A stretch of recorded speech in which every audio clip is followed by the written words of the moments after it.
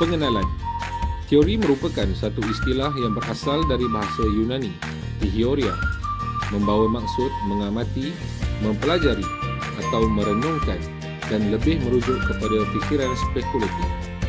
Menurut Kamus Dewan Bahasa dan Pustaka, teori adalah satu pendapat yakni pandangan yang tidak dapat dibuktikan dengan kukuh yang dikemukakan dalam menerangkan sesuatu perkara seperti memberi pandangan berkaitan kehidupan pada zaman prasejarah.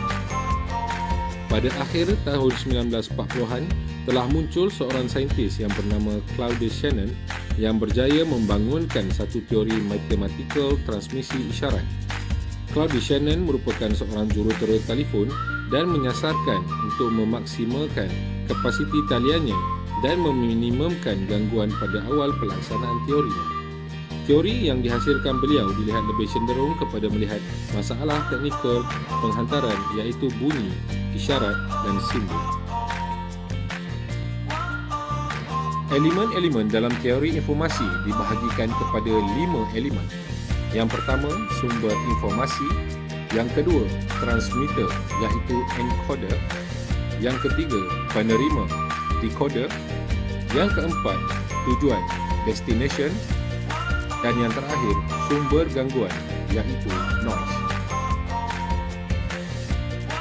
Perbincangan mengenai teori komunikasi. Istilah informasi ini yang kita selalu dengar yang berkait rapat dengan teori komunikasi adalah merujuk kepada data, bahan dan pengetahuan. Teori informasi ini banyak merujuk kepada teknologi yang disebabkan oleh perkembangan teknologi dan informasi kepada pembentukan sebuah era yang dikenali era informasi. Selain itu, informasi juga menjadi fungsi dalam membantu seseorang apabila ada perkara yang tidak diduga terjadi. Mereka dapat menyiapkan diri mereka dengan pengetahuan yang mereka ada berdasarkan informasi. Ini dapat dijelaskan apabila semakin banyak pengetahuan informasi diperolehi, semakin banyak kesedaran yang timbul apabila seseorang mendapat pengetahuan yang dimilikinya. Yang kedua, perkembangan pesat yang berlaku dalam teori informasi berjaya menjurus kepada penggunaan saluran internet yang lebih meluas dalam komunikasi seharian. Spesifiknya dalam aspek penglibatan pengguna dalam berinteraksi melalui dalam talian iaitu media sosial seperti Facebook, blog, Twitter dan sebagainya. Sememangnya adalah mudah difahami apabila media sosial adalah tujuan utama dalam mendapatkan informasi sama ada berkaitan seseorang individu ataupun berkongsi cerita yang berkaitan dalam dan luar negara. Media dan komunikasi adalah dua perkara yang sangat berkait rapat di mana ia di situlah bertujuan sesuatu informasi disalurkan. Setiap individu memerlukan media sebagai perantara untuk berkomunikasi dan mendapatkan informasi tidak kira sama ada melalui media cetak atau media elektronik. Andaian teori informasi.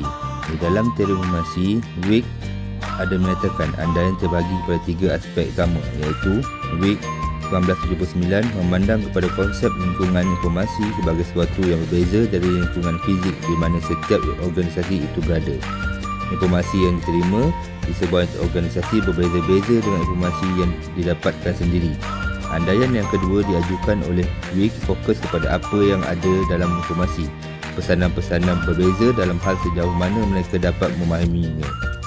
Andaian yang ketiga merujuk pada nilai dalam setiap aktiviti untuk membuat informasi yang diterima lebih difahami.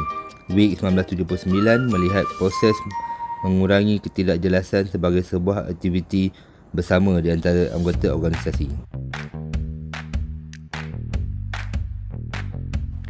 Relevant teori dengan realiti atau keadaan semasa dalam konteks awam atau korporat. Pertama, pelaksanaan komunikasi. Pelaksanaan komunikasi adalah perlu dimulakan dengan penetapan objektif dengan pemilihan khalayak yang sesuai bagi memastikan dengan penetapan objektif dapat dicapai. Seterusnya, ia juga memberi keutamaan kepada mesej penting berdasarkan objektif dan berusaha menangani ketersamaan maklumat yang boleh menyokong kepada rancangan penerimaan mesej. Kedua, komunikasi yang baik dan berkesan. Individu yang menyampaikan mesej haruslah dengan teliti secara lisan dan tidak lisan dalam keadaan bersedia bagi mengelakkan maklum balas. Mesej merangkumi sokongan dalaman dan luaran.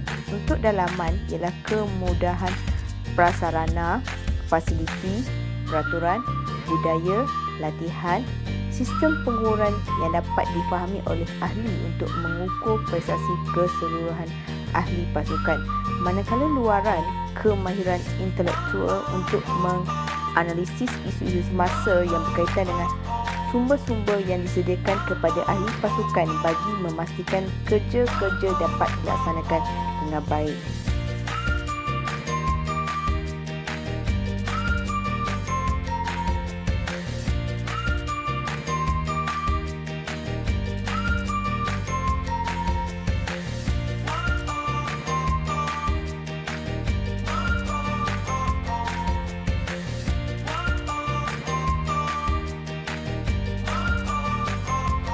Kesimpulan, teori informasi adalah sesuatu yang amat berguna dalam kehidupan seharian kita. Penggunaannya adalah meluas dan berkait dengan kehidupan harian kita. Komunikasi ini akan berhasil apabila informasi yang disampaikan mudah diterima dan difahami.